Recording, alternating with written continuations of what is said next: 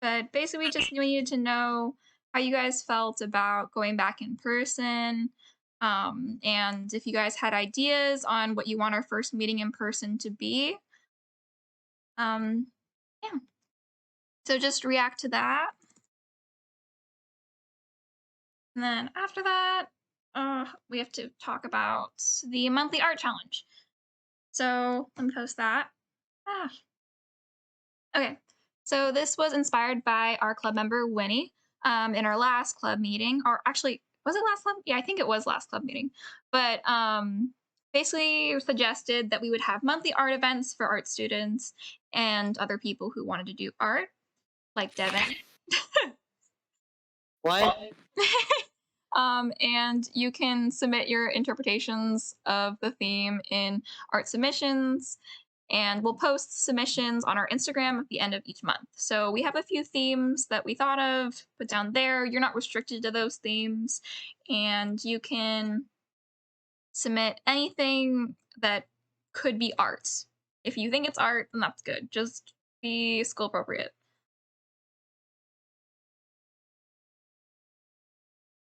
Okay, and I think that is it for stuff other than the presentation.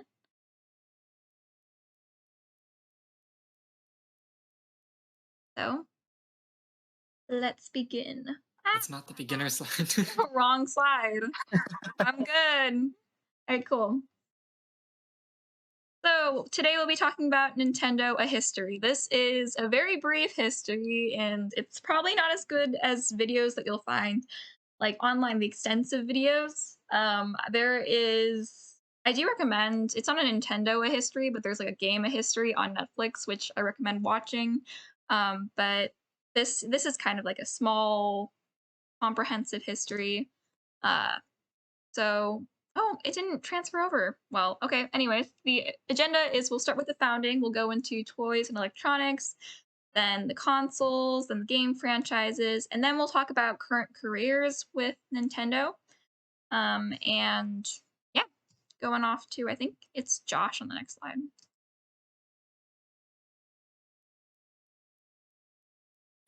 Yeah, so just starting off, Nintendo was first founded as Yamauchi Nintendo in Kyoto, Japan, 1889, as a Hanafuda playing card company. The name Yamauchi is the last name of the owner of the time, but the word Nintendo has a couple different interpretations, the most common being leave luck to heaven or even to leave one's fortune in the hands of fate. Hanafuda or flower cards were handcrafted playing cards similar to Western 52 card decks. You can see some of the examples in the background. The difference between them and Western decks is that they were numbered. That Western decks were numbered and only had 4 suits, but Hanafuda decks had 12 different suits, and each one of them represented a month, and often only had animals or simple pictures as their symbols. However, as cards usually are, they quickly became associated with gambling and dealings with gangs like the Yakuza. Yakuza members would even get tattoos based on the card designs, and this would later be one of the reasons that Nintendo chose to stop producing these cards. All right. So after so in 1949, the grandson of the original owner, Hiroshi Yamauchi, I'm probably pronouncing it wrong, inherited the company at age 22. He was shocked to find that the biggest company in his business was relegated to using a small office. So he learned the limitations of sticking in the playing card business. After that, Nintendo branched off to a bunch of different ventures. These are known as her Yamashi's failed ventures because he went into selling books, and that wasn't necessarily unsuccessful. Actually, they partnered with Disney in order to make the cards. I don't know what's glitching. In order to make the cards more geared towards children and less a part of gambling, so it was more like a toy. But some of the failed companies they were actually a part of a taxi company. And that taxi company still exists, but it's no longer a part of Nintendo. They sold stuff like a vacuum cleaner, and they actually have love hotels. They don't exist anymore. I tried to look them up, but I couldn't find any, so I'm assuming they don't exist.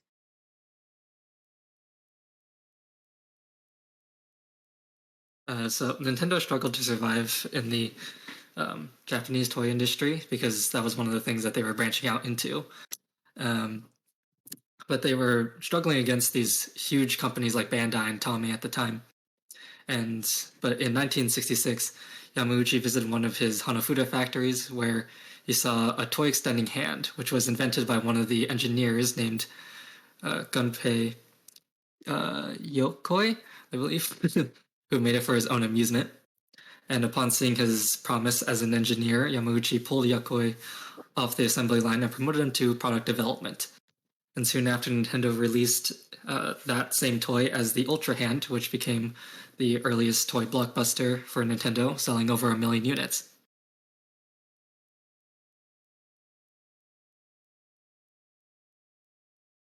All right. So, and due to his electrical engineering background, it soon became apparent that Yokoi was quite adept at developing regular toys as well as electronic ones. Some of them included the first solar power light gun, the Nintendo beam gun, which was actually used on their first console as well for shooting games. Um, and the light gun, uh, I so know, right? Why isn't there any? Oop, sorry, I don't know why it keeps glitch. Let me exit out because it keeps glitching. Here we go. Nintendo in 1972 also released the Conga, which was one of the first programmable drum machines. It plays pre-programmed rhythms from disc-shaped punch cards, which can be altered or programmed by the user to play different patterns. And also obviously a marble game, and I don't think that requires much explanation. There were a bunch of other toys, so these are only a few.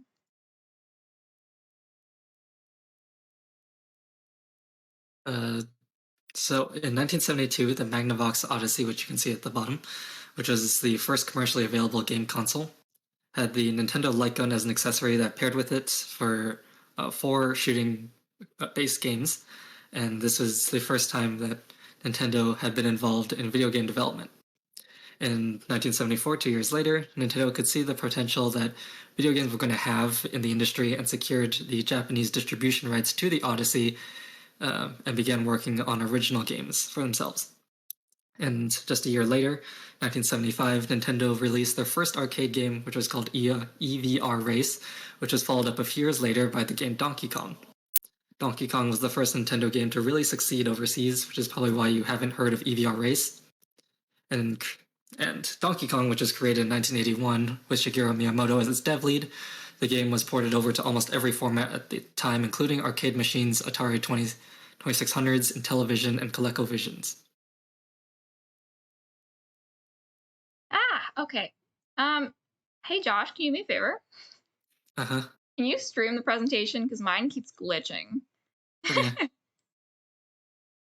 Be a big favor, and I Give me a will sec. stop streaming. So people I would recommend moving over to Josh's stream. There we go. All right, so continuing. This is Miyamoto, and he was known for saving Nintendo in the early 1980s, at least in the gaming industry, because Nintendo was struggling to sell games to Americans until he changed a lot of game design strategies to be more favorable to Americans. He created popular game franchises such as Super Mario Bros., Legend of Zelda, and Donkey Kong. Some of his major game design strategies that triggered progress in the video game industry were he didn't include manuals because before there were like large, not really large, but more like pamphlet kind of things you had to read in order to know how to play. But he believed in learning by doing. So you would, Mario games, you go through and play and learn as you play. They were easy games, so anyone could play them. There were no in game purchases and a sense of accomplishment at the completion of every level. If you can play the sound, I'm not sure if it works on there. Yep. Yeah, Alright, that was like really loud for me. it wasn't for me at least, so I think it's okay. But yeah, you guys recognize that sound. All right, moving on. Okay, so now that we've gone past the arcades, we're gonna get into the consoles, which I'm sure a lot of you are familiar with. And then we're gonna start off with the Game & Watch and the NES. So the Game & Watch was first released in 1980, and it was a handheld LED game. It came with 1 to 2 games and a clock and/or an alarm, sometimes one or both or the other, because they wanted to give it more of a multi-use purpose more than just a game on itself. And these games were very simple, and as you can see on the picture on the bottom right, they had a very limited amount of animations they could use, which is why Mr. Game & Watch moves like that. And the NES, which was released in 1985, was an 8-bit graphic home console. That was the first of Nintendo's home consoles. Most of their games were very simple. They tended to have very broad titles like baseball and golf. And the one that I'm sure all of you know of is Super Mario Brothers, which debuted on the NES. Other titles include Legend of Zelda and Ice Climbers and Duck Hunt. All right, so in 1989, Nintendo, which had a lot of success from Game & Watch, released the Who game. has this one? Oh, sorry, I was muted. So in 1989, Nintendo, which had a lot of success from Game & Watch, released the Game Boy, which was created by Yokoi. I'm not going to try to pronounce his first name. Um, along with the accompanying game Tetris. So some successors to that console. We'll talk about those a bit later. Some titles that you might recognize from that console are like Pokemon Red, Yellow, Yoshi, Kirby Dreamland 2, and Donkey Kong Land. The Super Nintendo Entertainment System, SNES, commonly shortened to Super NES or Super Nintendo, is a 16-bit home video game console developed by Nintendo that was released in 1990 in Japan and South Korea, 1991 in North America, and so on. In Japan, it's also known as the Super Famicom. The Super NES, we'll talk about that, I think, a little bit later. But it was known for its enhanced graphics, the 16-bit greater sound capabilities, and yeah, I think the next part is Nintendo 64. All right, so the Nintendo 64 was released in June of 1996. It was Nintendo's second home console, successor to the SNES. Now, it wasn't their 64th console, common mistake. It was the name comes from their jump to 64-bit graphics. Video games were shifting to DVD formats, and so N64 was the approximately the last console to use cartridges as storage. And some of the games that came out with this N64 were Super Smash Bros., Legend of Zelda, Majora's Mask, Banjo Kazooie, and Mario Party. And then the Game Boy Color was an upgraded version of the original Game Boy. It was basically Game Boy 2. Its main feature was that it had color capabilities. A criticism of the original Game Boy was that it didn't have color. There was no backlighting, nothing like that. It was also backwards compatible, which is a rarity. So it could play any of the original Game Boy games, and some of the most famous Game Boy video games were Shantae and Mario Tennis.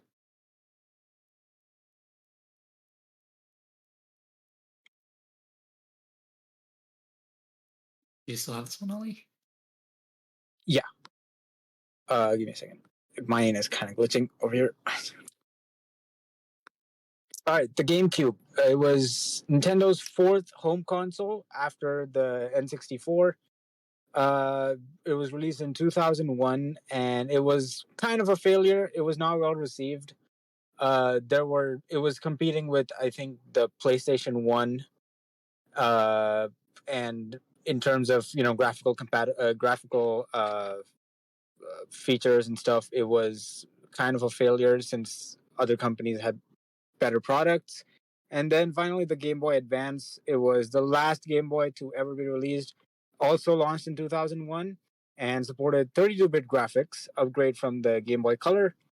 It had a few redesigns in 2003 and 2005, though they did not perform as well. And some of the games, I mean, it had a few innovative games like Pokemon Emerald, Ruby, and Sapphire.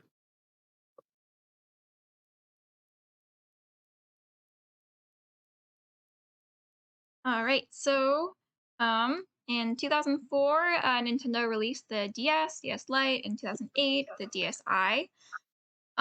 So let's see. Initially released as an experimental platform, to then current Game Boy Advance family, the Nintendo DS soon replaced uh, it as the Nintendo's flagship handheld device. Sorry, I wrote this really weird. The DS was distinguished from its predecessor by featuring a folding clamshell form and two screens. The lower screen being a touch screen with a stylus pen. The stylus pen, most people lost a lot. um, let's see. The DSi was an enhanced iteration of the DS Lite with updated hardware, support for internal and removable storage cameras, updated system software, all such. It was also Nintendo's first handheld console to have built-in wireless capabilities, supporting both local communication between other DS consoles and internet communications. And now the Wii, which was originally released in 2006, it was backward compatible with the GameCube. It had two major revisions, Family Edition and the Mini Edition, and was Nintendo's best-selling home console. It was one of the games that it was known for. I think it was included with the Wii. I can't 100% remember, but it was Wii Sports. It succeeded and is known as one of the best games of all time. And recently, they're going to be making a new Wii Sports known as Nintendo Switch Sports. Hopefully, it's as good and as classic as the original Wii Sports was. Continuing.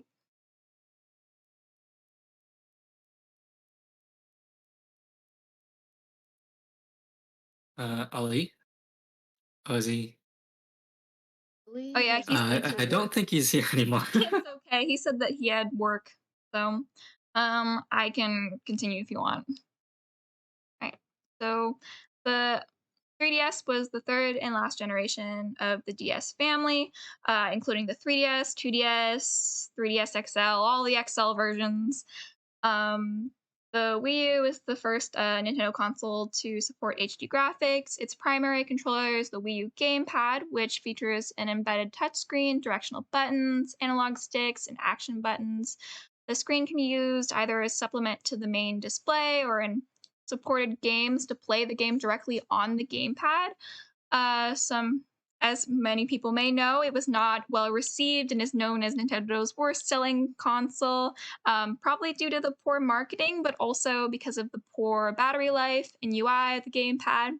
I personally felt the damage of this. I bought one right before the Switch came out, and then no one kept playing it after that. So I think the next is the Switch. The Switch. So we're now in the with Nintendo's most recent console, and it released in 2017 with modified versions coming out 2019, 2021.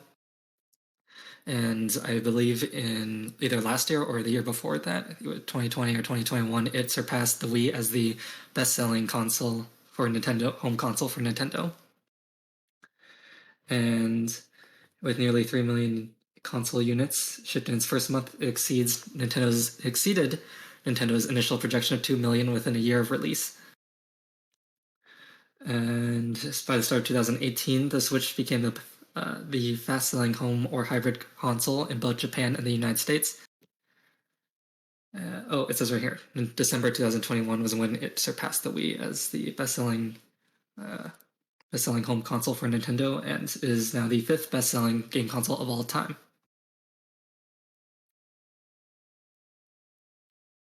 Do you want to go over this one, Josh? I can take Okay. notes if you want. I mean, I didn't know we were doing the fun facts, but Oh, so yeah. I can do it if you want. It's a bit.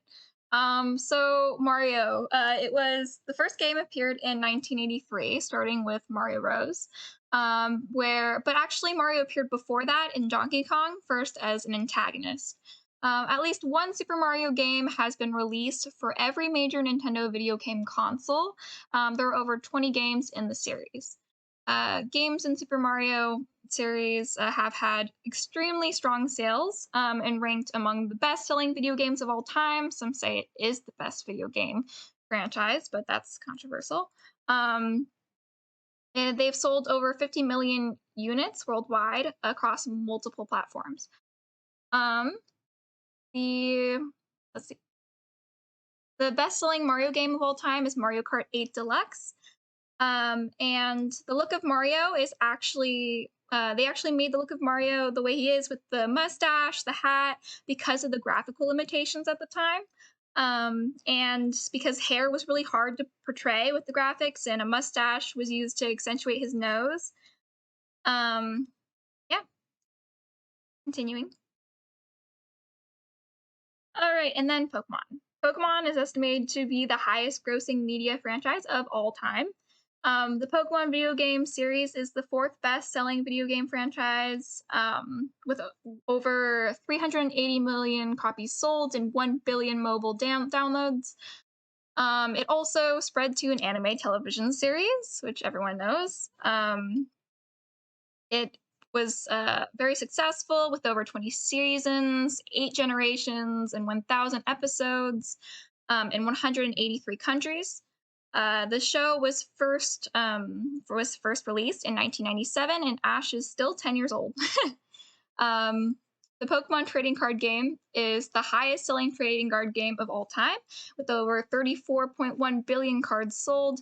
It's also become really popular recently to collect cards, and a few are worth way above the selling price. In addition, they've also had like live action films, books, manga comics, music, merchandises, cafes, a temporary theme park. And also the characters are sometimes featured in other Nintendo games like Super Smash Bros. And oh, also cool to mention is the Pokemon World Championships, which is super famous invitational esports competition, which circle the globe. I think it's for video games and card games. all right. So since the original Legend of Zelda was released in 1986, the series has expanded to include 19 entries on all of Nintendo's major game consoles.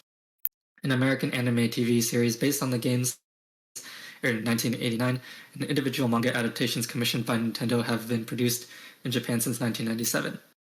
Legend of Zelda is one of Nintendo's most prominent and successful franchises. Several of its entries are considered to be among the greatest video games of all time. Legend of Zelda was principally inspired by Shigeru Miyamoto's explorations as a young boy in the hillsides, forests, and caves surrounding his childhood in the town of Sonobe, Japan, where he ventured into forests with secluded lakes, caves, forests, and other rural villages. Link was inspired by Peter Pan, and Zelda was named after F. Scott Fitzgerald's wife from specifically from Great Gatsby.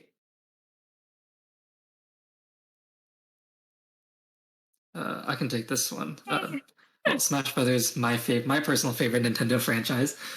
The original Smash Brothers was released in 1999 on the N64. The series achieved even greater success with the release of Melee on the GameCube in 2001. And Melee was the best-selling game on the system, and still today is one of the reasons why people will still buy pre-owned GameCubes. The series features many characters from Nintendo's most popular franchises, including Mario, Donkey Kong, Zelda, Metroid, Yoshi, Kirby, Star Fox, and Pokemon. Every game from the series has been well received by critics, with much praise given to the multiplayer features, which also spawned a large competitive scene and has been featured in many gaming tournaments. unfortunately won't be at Evo this year, but whatever. The Smash Bros. Series is widely regarded as a competitive video game, with several of the games being highly featured in games such as in tournaments such as MLG and Evo, and having some of its own Smash specific tournaments too. So this is actually the last game we'll be going over. There's so many other franchises we could be mentioning, but sorry that we're leaving out games like Metroid, Kirby, all that. But to talk about Animal Crossing, it was the first game of the series was released in 2001 for N64. The series has been very successful and has sold over 60 million units worldwide. Around 50, I think after a survey, they surveyed people who played Animal Crossing New Leaf, it showed that 56% of the players were female. Interesting facts were Animal Crossing New Horizon and the previous game, New Leaf, was directed by Aya Kaigu, the first woman to have ever directed a game for Nintendo Entertainment. In her previous game, Animal Crossing New Leaf, she assembled a team that was half female. And it has been very successful, and they're likely to continue making games for the franchise. So now we're going to be looking ahead to the future. And first one I want to talk about is Kirby and the Forgotten Land. I'm sure many of you have seen some of the very interesting things that came from that game, including Kirby. Coming out this year, developed by HAL Laboratory and published by Nintendo for the Switch. It's the 17th game in the Kirby series, as well as the first 3D maneuverable mainline game in the series. Nintendo Switch Sports is also coming, which is the sequel to the Wii Sports series, which is coming out April 29th, 2022.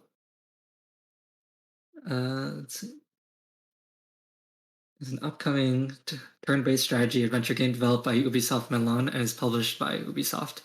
For the Nintendo Switch, the game is a crossover between Nintendo's Mario and Rabbids franchises and is a sequel to the 2017 Mario and Rabbids Kingdom Battle. Pokemon Scarlet and Pokemon Violet games, which are the newest chapters in the Pokemon series, coming to Nintendo Switch later this year. With these new titles, the Pokemon series is taking an evolutionary step, allowing you to explore freely in a richly expressed open world.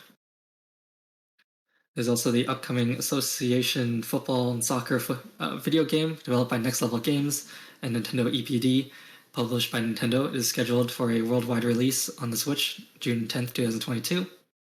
And the untitled sequel to the Breath of the Wild game, Legend of Zelda Breath of the Wild game, which has been in development for some time now, is the 20th installment of Legend of Zelda and is currently aimed for release this year on the Switch.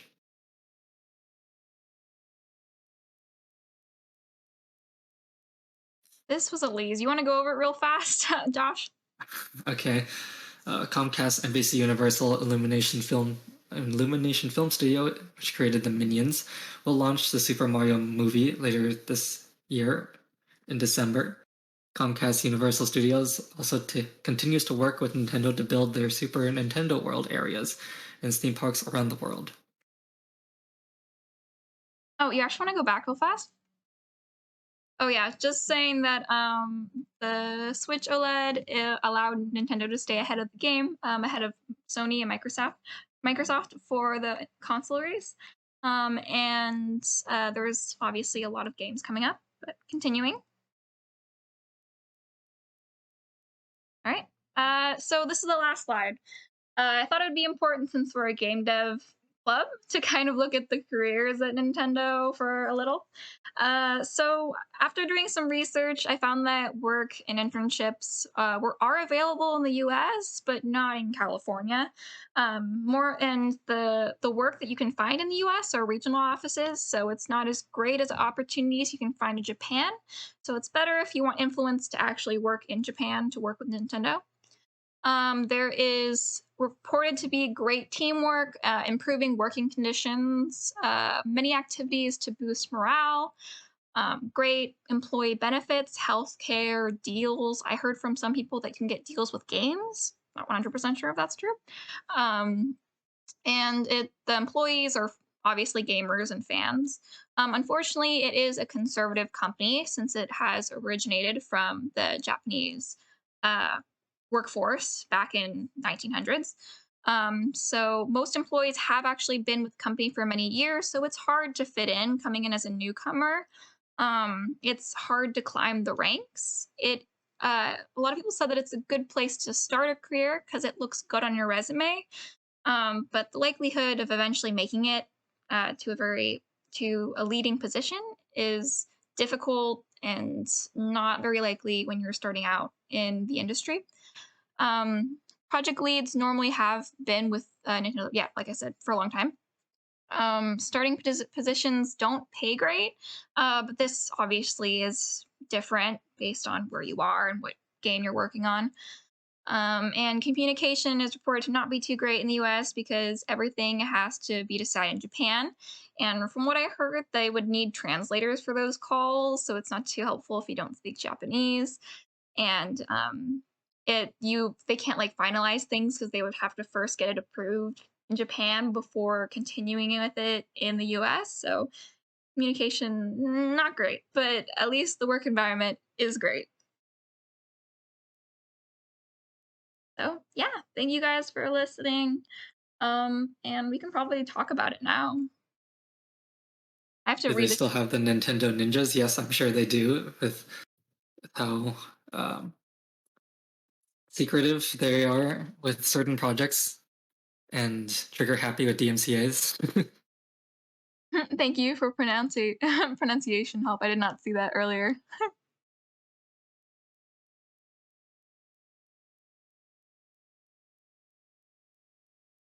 You have to take a test before you apply? What? I mean, that's just what I heard. Like, you have to like pass the math test and like Japanese speech and English test, but like apparently the math test is hard. Don't take my word for it though. I like read that when I was younger and I thought I wanted to work in AAA. Okay. I didn't see anything about that, but Anyways, thank you guys for listening. Thank you guys for coming. yeah, I mean, if you guys want to roll out now, like we're done. If enough people stay, we can and if you want to, we can play another round of the trivia. But I'm reading the comments. This was cool. Thanks, you guys. Glad you guys enjoyed. Oh, Guys, that's so good. struggled. Oh, how do you guys feel about doing Rockstar for another one? That would actually be interesting because I don't know anything about their history. I'm fine with that, yeah. The only history you need to know about Rockstar is that they're going to re-release GTA 5 until, like, the end of the earth. Okay. GTA 6 is coming out. Yeah. Yeah, Who knows yeah, when? it's going to come out when I'm dead. Exactly. Yeah, it's going to come out when I'm dead, yeah. That's Bully 2. I really want Bully 2. Yeah. I don't know. I don't really blame Rockstar too much because I think it's their big. I forget what company owns Rockstar. I think Take-Two management is really screwing them up. Nintendo. They own everything. They're like Disney. No, that's Disney. Oh no. Nah, Nintendo, I think, is, like, more nicer than Disney, I would assume. Yeah, comes they're to actually good copyright. to their employees. Yeah. True. Better. I mean, not all of it's great because I heard a lot of complaints about specific offices, but most people are like, generally, really? they're trying to fix that. You know, well, I like how they don't like obsess over crunch and stuff. And actually, I have a good video about crunch culture. That's Ooh. that is fair. Though I still disagree with anything with their fans and how they've treated them. It's that's pretty bad.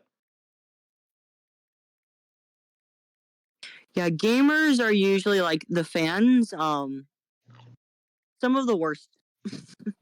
Just some of the worst. No, how Nintendo's treated some of fan projects. Oh no, I get what you mean. Yeah, with like Yeah. the takedowns and stuff. Yeah, that's really shitty. Like the marketing sucks, even if I love the games. Yeah. Remember that we got like 700 takedowns from YouTube just from Nintendo alone. Mostly Yeah. for uploads of their songs. Yeah. They want us to listen to it on the Switch. No. I remember though on the bus when my phone would die, I would just like plug in my headphones to the Switch and just listen to Splatoon music because I didn't want to talk to anybody. It's an entire mood. Yeah. Otherwise, Nintendo's cool. It's just that's really the only real thing I could think of that Nintendo's done pretty bad. And granted, it's pretty bad, but yeah, they're fine, I guess. I mean, compared to other companies. Compared to other companies, they're fine. Yeah. Just unfortunately, their treatment to their fans and Yeah, DMCA true, fans. like abysmal, like really, really atrocious. I feel like that's with like every company. They have that, like, I guess I don't want to say toxic fan base, but Yeah. Now the fan base themselves, like that's Yeah. forgettable. Usually it's always bad, but like in Pro with like them taking down like actual good projects and stuff, that's just not fair. I've heard Sega is a lot better with this kind of thing, even if they don't really like. The games aren't always great, you know. Sega's actually pretty much like the opposite Nintendo, honestly. They're not Yeah. great at doing anything with their like main series, but in terms of their fan stuff, this is pretty much their rule of thumb. They don't care. You can do whatever. They're not going to acknowledge it because they're a business team and all that. But as long as you're not making money with their property, it's all good. Yeah, my friend was like going on about how there's this game called Spark the Electric Jester that was inspired by Sonic, and like Sega was promoting it and stuff. Hey, that's nice. I didn't know Sega supported. Yeah, that has 3 games. Third one's I think still being worked on. It's pretty good. Third game's really good. First 2 are kind of iffy, but they're pretty good still. Oh, I forgot to mention they didn't really, I don't think Lee didn't want to mention it, but because I don't think most people care, but I care that there's a new Hollow Knight game coming out as well in 2022. Well, I doubt it's gonna be in 2022. yeah, who knows if it's still being worked on? It's like Elder Scrolls. A long time to come out, right? And also, I think it's DLC actually. Like it's big No, DLC. I thought it was a sequel. No, it's not DLC. Yeah. Silksong is a sequel. Yeah. It is a sequel. Wow. Okay. Wow. It did say. I also have a disgusting amount of Hollow Knight merch. But yeah, my philosophy for like indie stuff is like take as much time as you need. Like the longer they take, it's probably going to be better in the long run. Even though I really would like to see Silksong soon. Yeah. Elder Scrolls I'm not the same with though, cause Bethesda, what are you doing? It's been like 10 years. It is owned by Microsoft now. Yeah. Where is Hammerfell? Next game. It's in a mystery. We'll never see it again.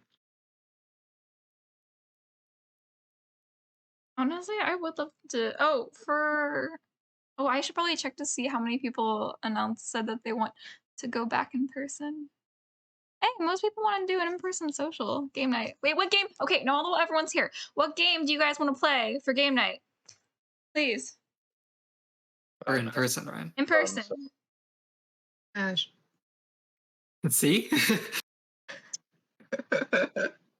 Wait, is it social mean like we can do it like online and you guys are meeting up, or? I don't know, because I kind of wanted to pull out the Switch and then we can play Switch games on there, but like I wanted to play Wii Sports, but nobody else wants to play I'm down that. with Wii Sports. Yo, Wii Sports. They have Uno on the Switch and it's terrible. It doesn't look Wii, that okay, bad. look, Wii Sports is iconic. Okay. I want to play Wii Sports Resort specifically, but we can play Wii Sports. It's just the hassle Nice. of getting it set up, though. If you want to play Splatoon 2, I will destroy all of you, and I am down to do that. Oh Devin, I no. believe you. Combat. You guys gonna meet up on the. I don't remember. What's the sword fight one in Resort? That one was Oh, fun. yo, oh, yeah. That I like that one a lot. Yeah, it was like, yeah. I forgot what it was called. Here, I'm gonna look it up. Sword fight game from Wii Sports Resort. We'll just call it Needlehorn. I There think we it go. was fencing. Yeah. Needlehorn. Needlehorn. Swordplay. That's what it was called. Swordplay. Oh yeah. I was so good at that. What a dumb name! Wow. I mean, what else? It's genius. It's not fencing, so I don't know what else you Why call didn't they it. call it Yeah, I mean- fencing? It's I Star think in Wars. Nintendo Switch Sports they changed it to Chambara. Beam sword battle. Wait, do they still make those? Like, I mean, I know that they probably don't call it Wii Sports anymore, but do they still make those types of games like for the Switch, or have they stopped? They have one that's coming out for the Switch. Yeah, it's one of the but- ones that's coming up. Okay, do they Apparently have the Oh, people okay. look like Mii's. for so the new people are- one? Do the new one? Do you guys know if Wait, are these like? Like. Oh. Hello? Hello? Wait, what? I'm sorry. Do you guys know if the new game is gonna have bowling? Yeah. Probably. It's like a staple, and hopefully they'll make it Yeah, so you bowling can actually throw the ball. Okay. But who knows? Bowling and boxing. Real They question. cannot have that game without either of those. They have to have And the thing where tennis. they turn around and you can see the people in the back. They don't have that. I'm be so mad. Turns around and all of the people are spinning. Is that Whoa! what it is? Oh yeah, You need yeah. to be able to throw the ball backwards. There's no other way to play. They also have to have the oh. Oh. question. Whoa. If they have like the bowling 100 stuff, will they bring back the secret? Does no one know? What is the secret? Does no one know? I'm referring. So in me in the bowling, like you hit like multiple pins and like you keep building more pins and pins. On the last level, I'm not sure if it's on every bowling pin. Yeah, like I think it was only on the last throw one, the but ball on the rim, and if you can have the ball ride the rim of the side all the way to the end, there's a secret button that just throws all the pins down. Really? You can look it up online. It's essentially just like it's a silly Easter egg that is kind of hard to do because you have to bounce the ball on the rim and then have it drive That's pretty all the way cool. to the end without falling off. Yeah, I never played the 100 ones. Yeah, because it's kind of hard to get to 100 pins. I'm trying to find what events they have. Okay, let me look up what they have in the new Switch Sports. Maybe it's released. Hey, someone's done it before. Gamer.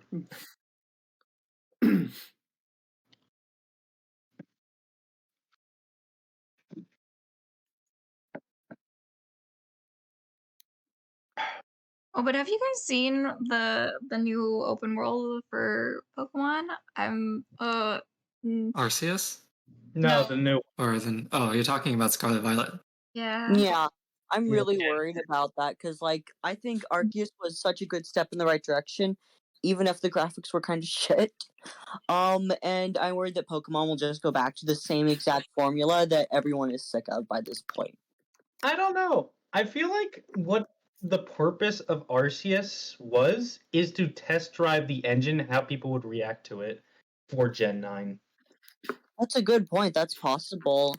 Again, Like- though, a lot of the visuals look pretty finished, which is like worrying. I don't know.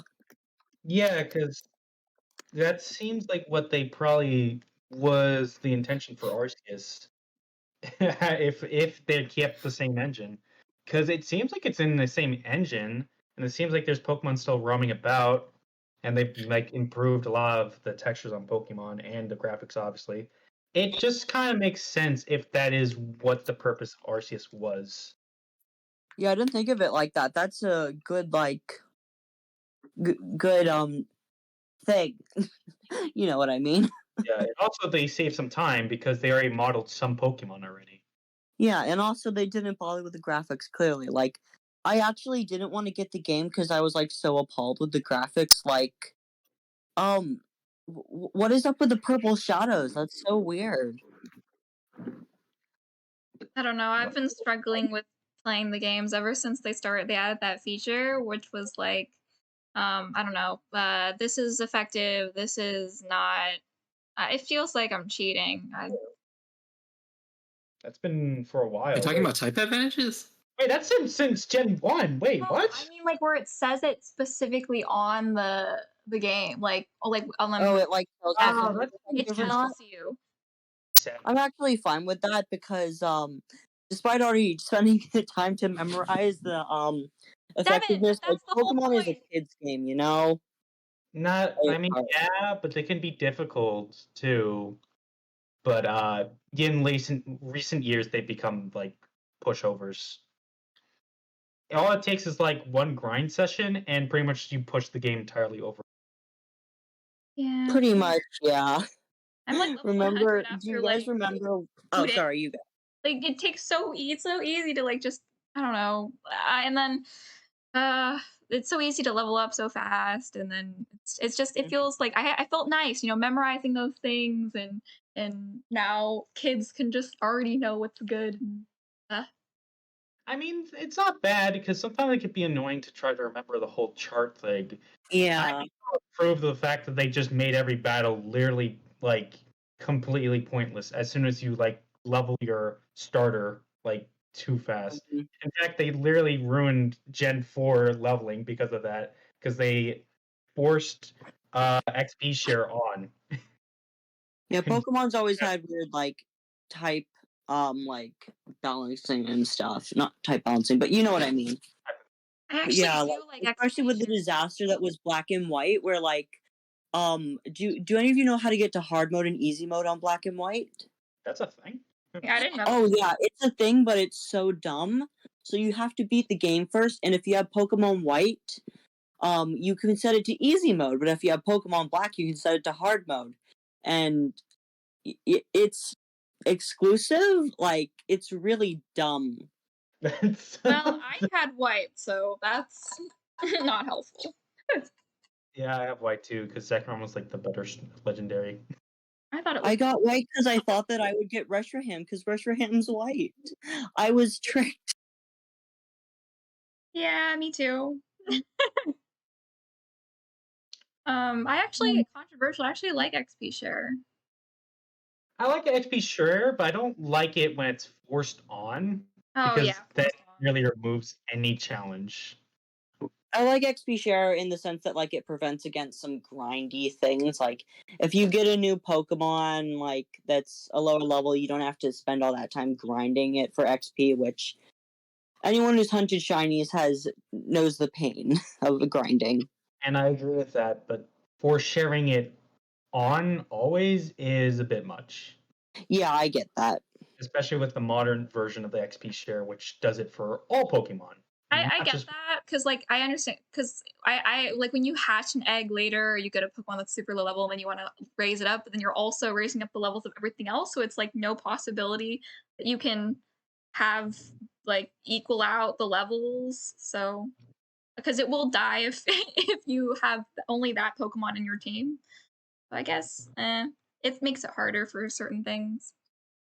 I guess it like because if the point you're trying to grind for that type of stuff, you've already beaten the game. I feel like that should be unlocked by the end game. Or at least like if you need the XP share, at least like have a more nerfed or not as strong version of it. And then you can just have the normal one at the end game when you're like trying to do all that stuff. Yeah. All right. It is reached 5 o'clock. I'm gonna head out, but we will discuss doing another meeting and what people want. All right. Sounds good. I'm gonna head out too. I actually do have one more cool video to share with y'all. It's talking about how using the base mechanics of Pokemon, how you can still vary up the gameplay, and I think it's really neat. Cool. You Oh, should like post that. Alex and challenges. Post it in the general chat though, so that it's not mixed up in everything that's in general meeting.